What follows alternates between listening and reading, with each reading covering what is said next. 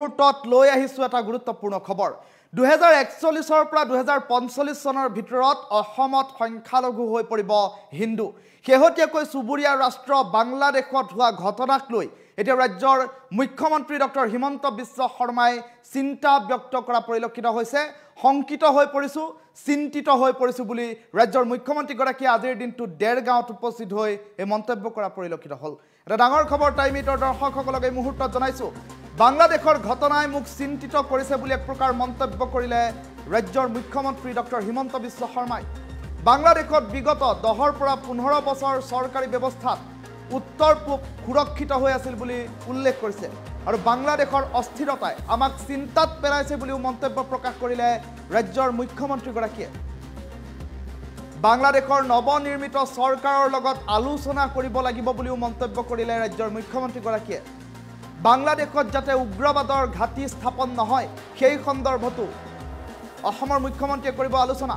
2041 পৰা 2045ত অসমত সংখ্যালঘু হৈ পৰিব হিন্দু সমাজ তেতিয়া কেনে পৰিবেশ হ'ব ইয়াক লৈ চিন্তিত হৈ পৰিছে ৰাজ্যৰ মুখ্যমন্ত্ৰী ডক্টৰ হিমন্ত বিশ্ব শৰ্মাই বাংলাদেশৰ ঘটনাই অসমক চিন্তিত কৰিছে বুলি এক প্ৰকাৰ শংকা ব্যক্ত কৰিলে আজিৰ দিনটোত ৰাজ্যৰ মুখ্যমন্ত্ৰী গৰাকীয়ে বাংলাদেশত বিগত 10 পৰা 15 বছৰৰ চৰকাৰী ব্যৱস্থাত উত্তৰ পূব সুৰক্ষিত হৈ আছিল কিন্তু বৰ্তমান সময়ত এতিয়া এক প্ৰকাৰ অস্থিৰ পৰিৱেশে বিৰাজ কৰিছে বাংলাদেশত যি পৰিৱেশৰ বাবে এতিয়া অসমৰ মুখ্যমন্ত্ৰী ডক্টৰ হিমন্ত বিশ্ব শৰ্মা চিন্তিত হৈ পৰিছে বাংলাদেশৰ নৱনিৰ্মিত চৰকাৰৰ সৈতে আলোচনা কৰিব লাগিব বুলি মন্তব্য প্ৰকাশ কৰিছে বাংলাদেশত যাতে উগ্ৰবাদৰ ঘাটি স্থাপন নহয় সেই সন্দৰ্ভতো আলোচনাত বহিব ৰাজ্যৰ মুখ্যমন্ত্ৰী গৰাকী আৰু 2041 পৰা 2045ত অসমত সংখ্যালঘু হৈ পৰিব হিন্দু সমাজ এই কথাও উল্লেখ কৰিলে ৰাজ্যৰ মুখ্যমন্ত্ৰী গৰাকীয়ে আৰু তেতিয়া কেনে পৰিৱেশ সূচনা হ'ব ইয়াক লৈ চিন্তা সদৰি কৰিছে ৰাজ্যৰ মুখ্যমন্ত্ৰী গৰাকীয়ে আজিৰ দিনটোত দেৰগাঁৱৰ এক অনুষ্ঠানত অংশগ্ৰহণ কৰি সাংবাদিকৰ সন্মুখত এই কথা প্ৰকাশ কৰিছে ৰাজ্যৰ মুখ্যমন্ত্ৰী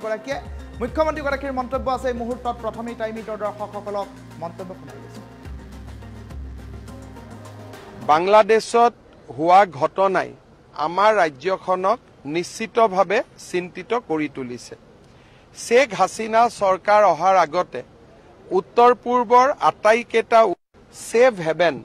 বা এক নিৰাপদ শিবিৰ তেওঁলোক বাংলাদেশৰ ভূখণ্ডত আছিল আৰু অসমত উগ্ৰপন্থী সমস্যা এক ভাবিব নোৱাৰা অৱস্থাত অৱতীৰ্ণ হৈছিল বাংলাদেশত যোৱা 10-15 বছৰৰ এটা যি চৰকাৰী ব্যৱস্থা চলিছিল তাৰ ফলত উত্তৰ পূব সুৰক্ষিত হৈ আছিল কিন্তু আজি বাংলাদেশৰ অস্থিৰতাই আমাক চিন্তিত কৰি তুলিছে মই ভাবো প্ৰধানমন্ত্ৰী নৰেন্দ্ৰ মোদী ডাঙৰীয়াৰ কুশল নেতৃত্বত ভাৰতে বাংলাদেশৰ নৱনিৰ্মিত চৰকাৰৰ লগত কথা বতৰা পাতি উত্তৰ পূৰ্বৰ উগ্ৰবাদীসকলে কোনো কাৰণতে যাতে বাংলাদেশত নতুনকৈ আকৌ শিবিৰ পাতিব নোৱাৰে তাৰ বাবে প্ৰচেষ্টা চলাব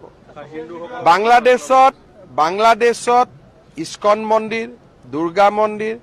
হিন্দু লোকসকলৰ ওপৰত অত্যাচাৰৰ বাতৰি আমি সোশ্যাল মিডিয়াত দেখা পাইছো কিমান সঁচা কিমান মিছা তাক কোৱাটো আমাৰ বাবে উচিত নহয় কাৰণ এই ক্ষেত্ৰত जितो राजहुआ स्टेटमेंट बा ऑफिशियल स्टेटमेंट भारत सरकारों वैदेशिक परिक्रमा विभागे दिव बांग्लादेश में जो भी घटना हो रहा है हुआ है नहीं हुआ है उनका आधिकारिक स्टेटमेंट भारत सरकार ही दे सकता है किंतु मैं एटाई अनुभव करिसु जे এই ধৰণৰ যদি অসহিষ্ণু হসাকৈ যদি ব্যক্তি আমাৰ অসমৰ ভূমিটো আছে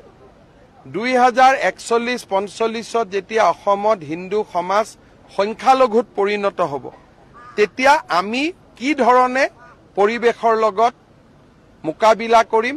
এই চিন্তাই মুখ যথেষ্ট আমনি কৰি আছে বাংলাদেশত হোৱা ঘটনাই আমাৰ ৰাজ্যখনক নিশ্চিতভাৱে চিন্তিত কৰি তুলিছে শেখ হাছিনা চৰকাৰ অহাৰ আগতে উত্তৰ পূৰ্বৰ আটাইকেইটা সেভ হেভেন বা এক নিৰাপদ শিবিৰ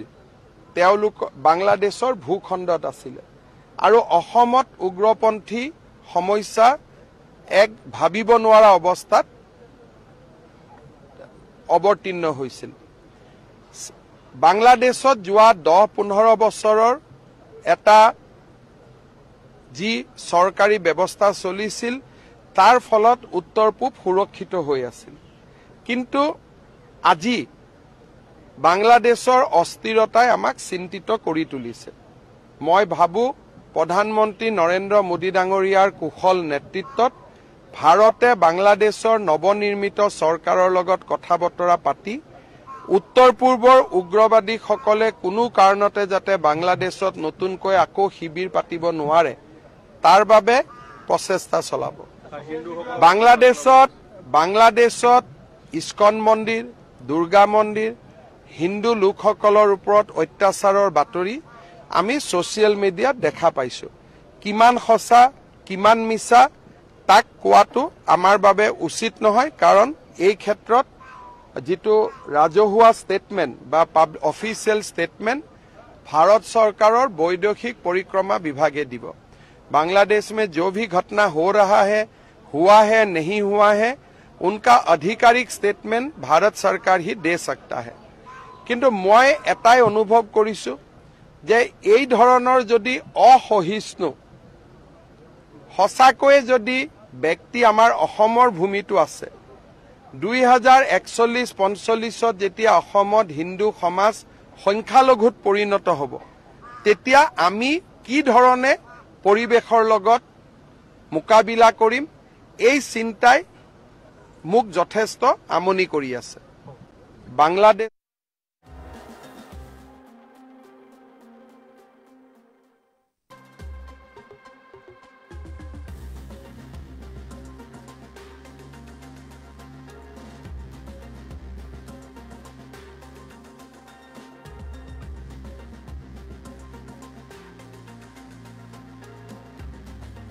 মন্তব্য শুনালো। বাংলাদেশৰ নৱনিৰ্মিত চৰকাৰৰ সৈতে আলোচনা কৰিব লাগিব বুলি ৰাজ্যৰ মুখ্যমন্ত্ৰীগৰাকীয়ে সদৰি কৰিছে আৰু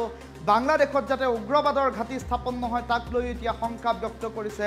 ৰাজ্যৰ মুখ্যমন্ত্ৰী ডক্টৰ হিমন্ত বিশ্ব শৰ্মাই। আৰু ইফালে উল্লেখ কৰা পৰিলক্ষিত হৈছে 2041 পৰা 2045 ভিতৰত অসমত সংখ্যালঘু হৈ পৰিব হিন্দু সমাজ, তেতিয়া কেনে পৰিৱেশৰ সূচনা হ'ব ৰাজ্যখনত সেই কথালৈও শংকিত হৈ পৰিছে ৰাজ্যৰ মুখ্যমন্ত্ৰীগৰাকী।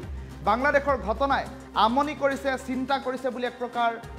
উল্লেখ কৰিলে ৰাজ্যৰ মুখ্যমন্ত্ৰীগৰাকীয়ে। আজিৰ দিনটোত দেৰগাঁৱৰ এক অনুষ্ঠানত অংশগ্ৰহণ কৰাৰ পাছতে সাংবাদিকৰ সন্মুখত এই কথা ব্যক্ত কৰা পৰিলক্ষিত হ'ল। বাংলাদেশৰ শেহতীয়াকৈ যি অস্থিৰ পৰিৱেশৰ সৃষ্টি হৈছে সেই অস্থিৰ পৰিৱেশৰ পাছতে এতিয়া সম্প্ৰতি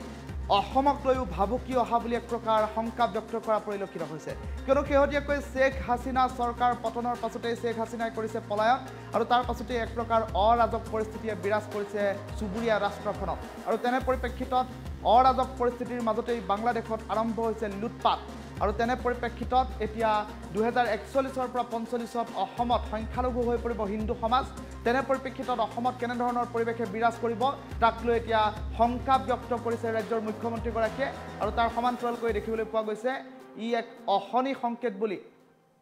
ইংগিত বহন কৰিছে বুলি ৰাজ্যৰ মুখ্যমন্ত্ৰীগৰাকীয়ে মন্তব্যত প্ৰকাশ কৰা পৰিলক্ষিত হৈছে। মুখ্যমন্ত্ৰীগৰাকীৰ মন্তব্য পুনৰ টাইম ইটৰ দৰ্শকসকললৈ এই মুহূৰ্তত আগবঢ়াইছোঁ। বাংলাদেশত হোৱা ঘটনাই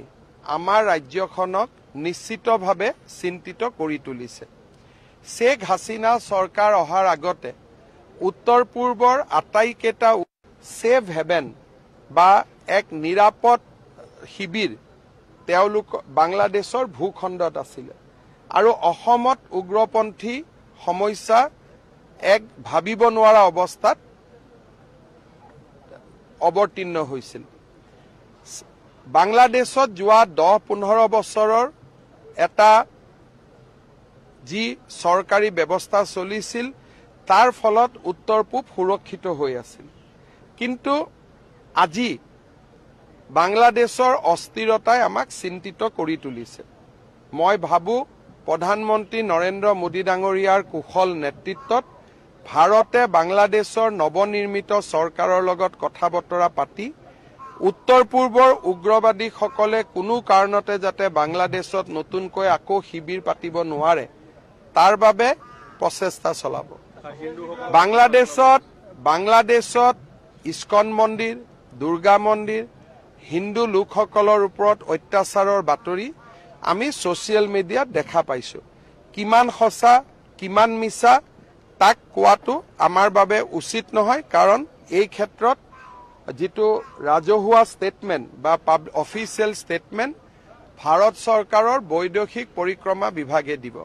बांग्लादेश में जो भी घटना हो रहा है, हुआ है नहीं हुआ है, उनका आधिकारिक स्टेटमेंट भारत सरकार ही दे सकता है।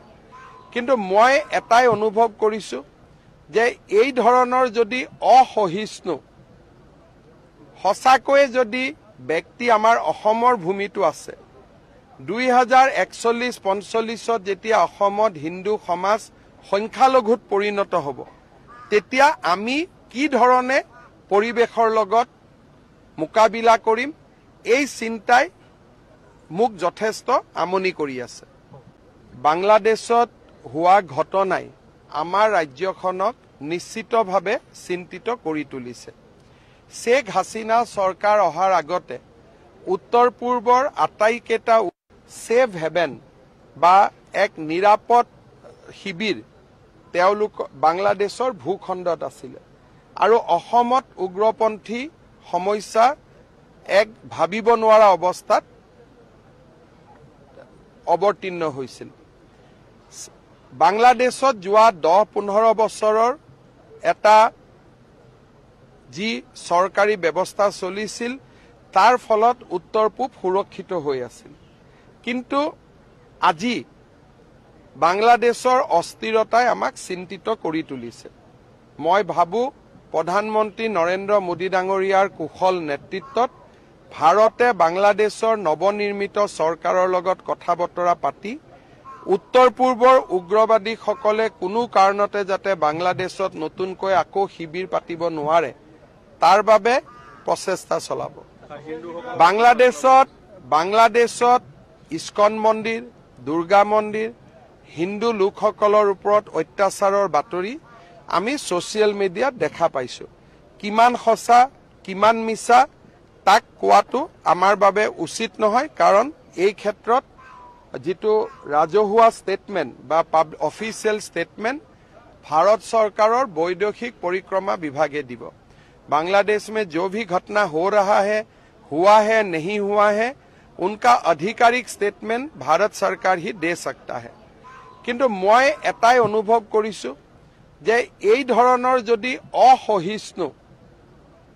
সঁচাকৈ যদি ব্যক্তি আমাৰ অসমৰ ভূমিটো আছে 2041-45 যেতিয়া অসমত হিন্দু সমাজ সংখ্যালঘুত পৰিণত হ'ব,